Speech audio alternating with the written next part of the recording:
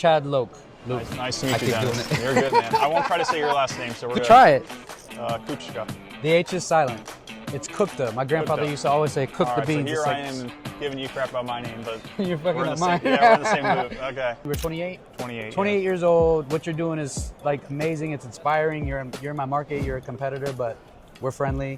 Better like friends than enemies, right? 100%. We knock in the same hoods. Like, I don't have a big door team by any means. I got like a couple guys. He's got like, how many guys do you have? Well, across all markets, 60. So 60. I believe in your market we had about 15 guys. Yeah. Talk about that. Like, you started your business, from what I understand, as an owner-operator. You started knocking on doors on your own. Similar story to me, but you scaled more rapidly. You have a door-to-door background. I think you said within 6 months you were able to hire somebody, right? Yes, I was a one-man show. Started my own company when I was 21, so that's 7 years ago. Went out, grinded, bootstrapped it. One man in a truck, answering the phones, doing the billing, calls, collections, all that, right, and scheduling. And I'd be a tech every day. I've serviced over 4,000 accounts in my career. So I'm not just a door-to-door guy. I've been through everything. I think any owner should fill the shoes of whatever role they offer. You gotta spend a day in someone else's shoes. So I've seen it all. But yeah, I grew the company by knocking. That's primarily our claim to fame. You can't solely do knocking. We have other avenues of growth right now. At this point, we do our SEO, our referrals, our technician sales, all that stuff. So. But ultimately, yeah, we started by knocking doors, and that's my background. I've acquired 3 companies, and it blew up in my face. It's not my niche, it's not my background. There's a lot of companies that do it really successfully. But I actually this year opened a marketing company. I'm working for other pest control companies now. And I saw that. Didn't you guys go to, like, was it Rove? Rose. Rose, right? Yeah, Rose is in the Midwest, Chicago. So we worked for them this summer. And they were in the same ballpark. They're a company that has some money, they want to grow. They want to do either mergers and acquisitions. And they looked at what that costs, which is $2 to $3 per revenue. And we looked at door-to-door as basically $1 per revenue, right? So they realized it's more cost-effective to buy. And I'm not going to say one's better than the other. It's definitely a situation-by-situation basis. But it's a really good avenue to use for quick, immediate growth. You get to buy what accounts you want versus in M&A, you're buying everything, right? Yeah. It could be accounts you don't want. So you might not even have the density. I mean, the account. You're lacking the density too. You're going to be buying accounts and maybe service territories you're not in, don't want to be in. Versus door to door, you're setting a strict guideline of exactly where you want to be, exactly priced what you want to do. So I think there's definitely some give and take on both. The other downside of door-to-door is there's a lot of companies doing it wrong, right? Yeah, I think that's the biggest problem that the industry has with the door-to-door. This perception of, people that have no integrity, people that are forging signatures. I think it's EcoShield has like a class action lawsuit for their. That's a pretty public one right now. There's a lot. I mean, a lot of companies go through that with the consumer fraud or contract fraud, right? So I don't want to single anyone out. But I mean, these things happen, right? They do. So ultimately, at the base of it, the root cause, you're cold calling on people's homes, right? So right there, you're already gonna have a group of people that don't like that. It's a guerrilla warfare kind of tactic. I think most people are afraid that you're gonna steal their customers, and I'm not gonna lie, I was one of those people because I've had door knockers in the past knock on my customers' homes and lie and say, hey, your guy's not doing his job. Look at all these cobwebs, but our service was due like literally the next day. Of course you're gonna have some cobwebs. And then they would say, hey, the mosquitoes are gonna come from the neighbor's house because we're treating over there, so you might wanna get started right now. And they just lie, bro. And I think that's one of the biggest. There's a beauty to that though, is some people just aren't gonna buy from door-to-door salesmen. Not every consumer is just gonna be, I'm ready to go right now, here's my credit card. And what they will do is they're gonna understand that this guy had a valid point and they need pest control. And they're actually going to call someone that doesn't do door-to-door. Yeah. And so you don't realize how many clients that you're getting from these people. These people are putting out their seeds in people's minds while they're knocking. The average close ratio in a company, do you know what that number is? For what? Door-to-door sales? Door-to-door. I would probably say 30%. 3%. 3%? Across all reps, across the industry, 3% close ratio. After they've had a pitch, after they've, it's 3%. And that's the average. What is a good guy, like a golden door rep? I don't know what a good guy is. My last year knocking at a 1 out of 2.7 close ratio. I was an anomaly. I'm very technical. I know, as an owner, right, I know all the backgrounds of chemicals. I know all the competitions. I don't think a lot of people can do what I can do. I don't knock like a normal salesman. I'm a technician. Right. And so my pitches are a lot longer. So is my closing ratio crazy? Yes. But I would do a detailed inspection around someone's home. I would do a presentation. My average sale was taking over 30 minutes. A lot of these guys are high volume golden doors, which I never was. I was never a golden door rep. They're spending 5 to 10 minutes with their customers, right? Quick close, push, objection to overcome, discount phrase, right? And they're closing. And so these guys, maybe their closing ratio is a little bit higher, but they're looking for the right client. So they're going through these people a lot quicker versus me. If I get someone to open the door, I want to spend as much time with them and convince them to go. And I build that rapport. So it's a different style. I don't think everyone's for that. And on the other end, not everyone's the other way, right? Yeah. So everyone has their own niche, but ultimately, kind of where I was going with that is 3%, right? So the closing ratio 3%. How many times did you talk to someone and you didn't get them? Or in your case, you're knocking the same year over year, the same hoods. Have you ever talked to someone last year and then this year you knock on the door and they go with you? You were like, I remember I talked to you last year. What changed, right? Some people just weren't in a buying mood then. And so I think as a whole, door-to-door can be really effective for the industry. Oh, for sure. For me, the reason why I really love door-to-door is because the route density. You can choose where you want to grow. Like you can look at your routes and you can say, we only have 2 in this neighborhood. I want to have 15 and have my guy in there, on 1 or 2 streets and be gone by 2 o'clock. Train your door-to-door guys to have integrity and to have knowledge. Like it's very profitable that way because you don't have to windshield time. You're not driving an hour between stops. You had asked me earlier what makes us different from other door-to-door companies. So most of my reps are not rookies. Most of my guys come from other companies to us. And they come from a lot of great sales companies, arguably much better sales organizations than us. So they have the sales down, they have the culture down, they come to us for whatever reason. We train on the technical side, we train on the ethics side, right? And that's what those companies are missing. They forget that they are not just a sales marketing agency, but they're actually a pest control company as well. So these guys, a lot of them are saying things that are, like you said, lies, right? But it starts at the top, right? They just don't know any better. Their managers are saying this stuff. Yeah, it's been for years, right? How many times have you heard like pheromone blockers with Delta Dust or, the chrysanthemum flowers, organics, this is all safe, right? Yeah. A lot of these things you got to talk to at root cause, get these guys, train them on the technical side, and also get them in a truck. Yeah. We get our sales guys in a truck, they go out in the field and really see what these technicians go for. They stop over-promising. They stop under-quoting things.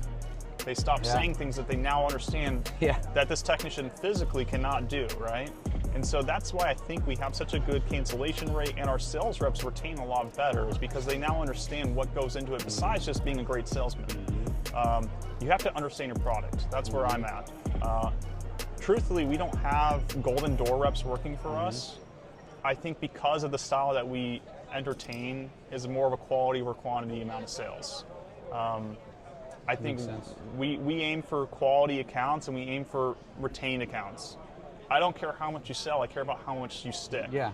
And they do too. They make a lot of money because they're not worried about throwing on fluff because they want to be on the leaderboards. They want to get paid, right? You guys offer retention bonuses?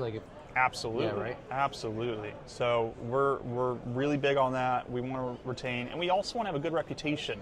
We don't want a lot of customers that we signed up, they got one service, and now they're upset because they were lied to, and I'm needing to charge a cancellation fee to make money. I don't want to build my company on cancellation fees. And so we don't want those kind of accounts. We don't want those kind of reps.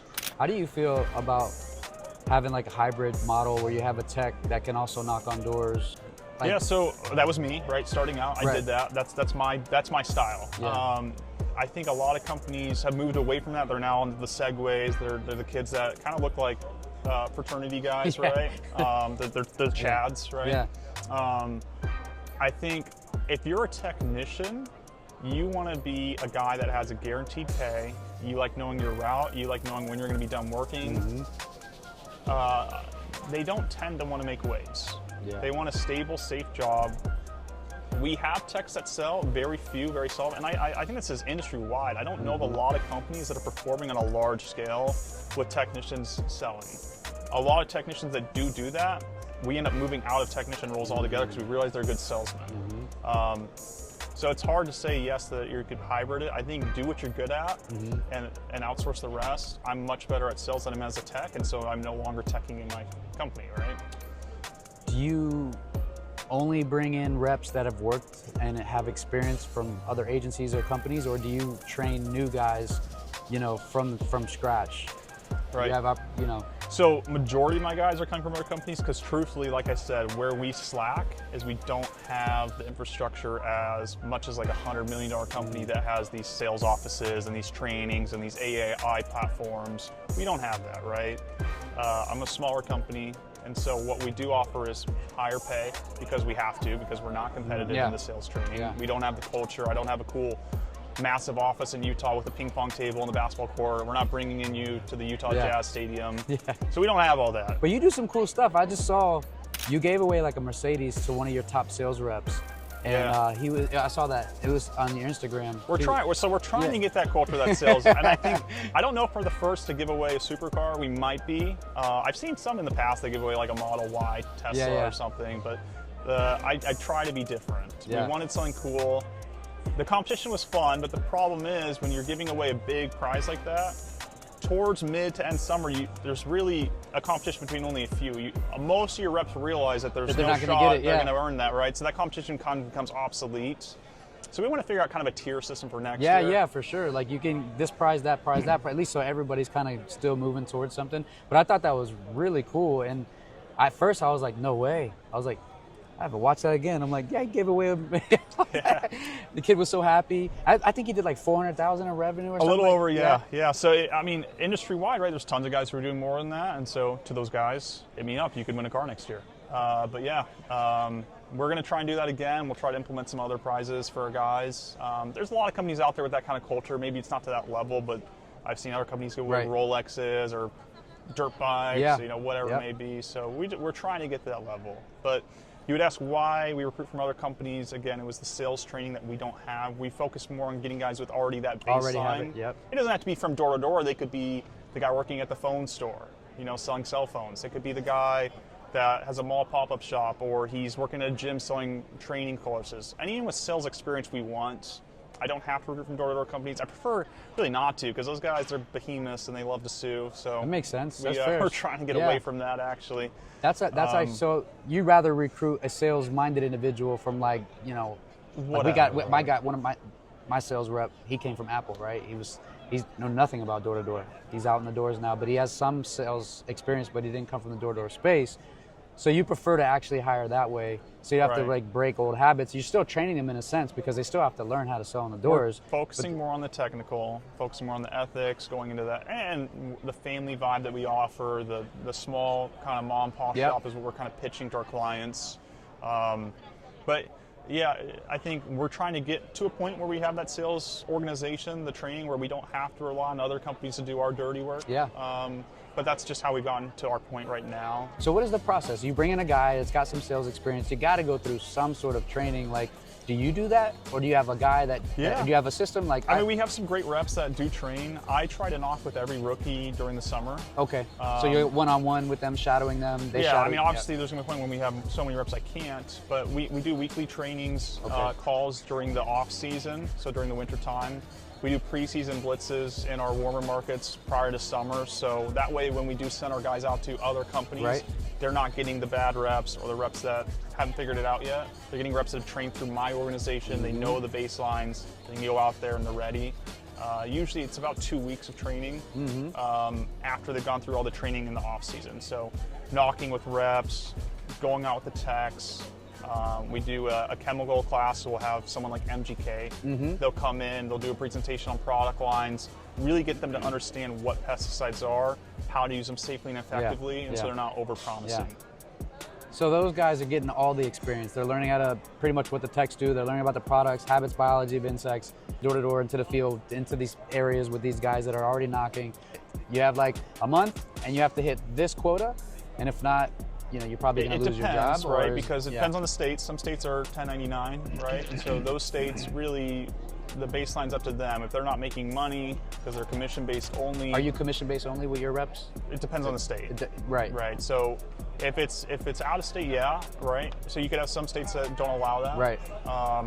But yeah, when you're 1099 and you're not making any sales, you're not making any money, you're going to weed yourself out, right? States that we have to do W-2, we will have baseline some quotas that they got to maintain. We're pretty graceful. The first 2 months, actually, we're pretty graceful. When you say graceful, what is that? Like if you get like one of every 2 weeks, or what's the number? A little bit more than that, but I think industry specific. Like I think as far as pest control, I think we're more willing to give people a second chance. My oldest brother, who got me into pest control, it took him 3 weeks to get his 4th account. And he's been in pest control now for 14 years. He sells over 450 accounts a summer. Dude. And so I'm just so thankful that his boss did not fire him because he was a slow learner. How many brothers do you have? There's 2 or 3? 3 brothers. There's 3 brothers. We're all in pest control. And you're all in pest control. Yeah. So the other 2 brothers both are in the industry, and they come from a door knocking background too. Right. And I think was it Infinite or Infinity? Or Infinite Pest is in Orlando, where we're at right now. I was a former partner in that company, and we actually market for them right now. So still doing door to door with them. So I was telling you this before, I saw an Instagram post the first time I seen this guy or his business. I was wondering who it was. It was just a video of like a drone or a car just driving by all these Prodigy trucks after Prodigy trucks. And I was like so intrigued. So I would look and I see who he is, and then I'm following him. I'm like, I gotta reach out to this guy. So I reached out to him, started picking his brain.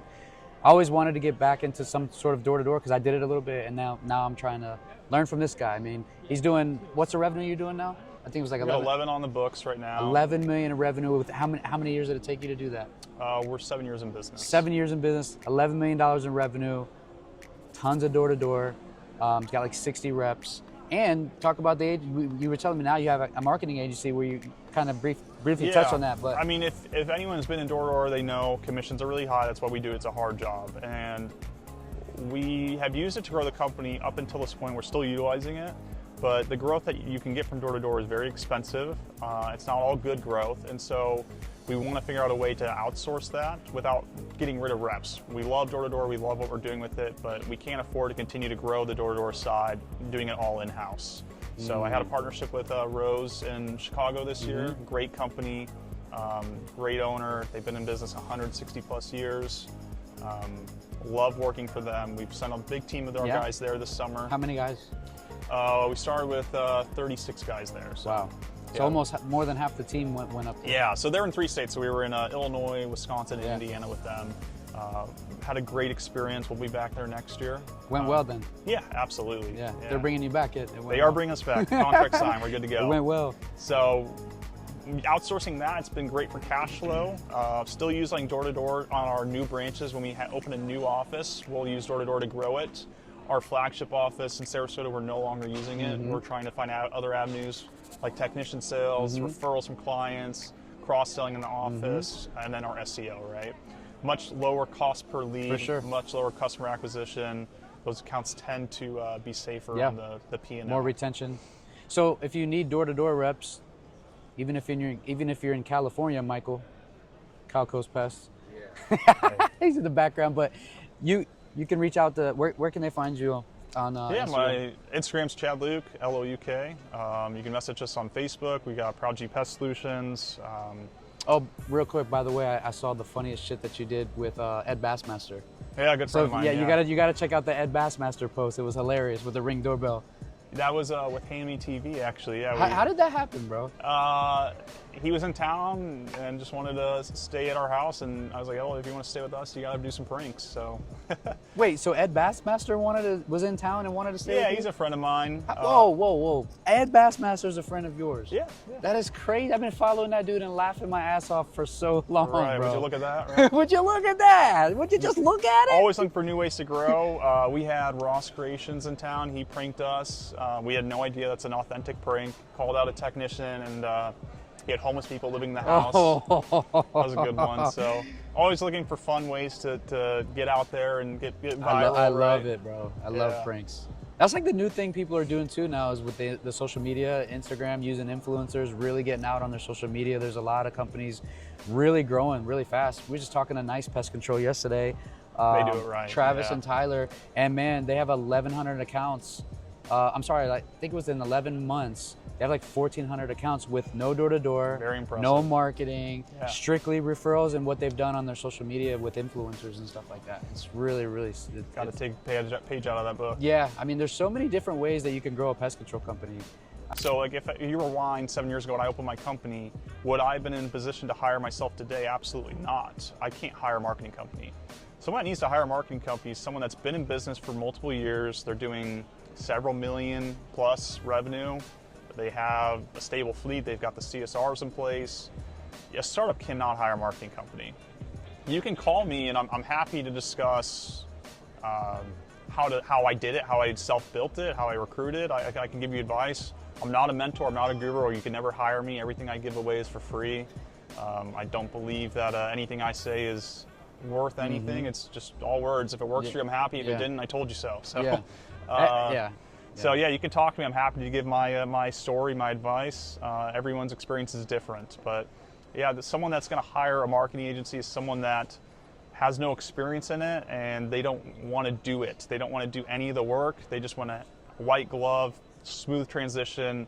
They're going to retain the accounts, but they're not producing anything. And the only point of contact would be with us, the managers. Yeah. You're not working with the door-to-door team at all. And there's a lot of people that don't know what you mean when you say marketing agency. They think of like Scorpion SEO or Lobster. Yeah, or just door-to-door. So we're just doing the guerrilla warfare, cold calling, knocking on doors. Yeah, so there's marketing agencies out there that literally, like he started, will send you a team, and it's expensive, right? I don't know, it's upwards of 90 or more percent, right? Industry comps are going to be somewhere between 70 and 120%, right, of the total annual contract value.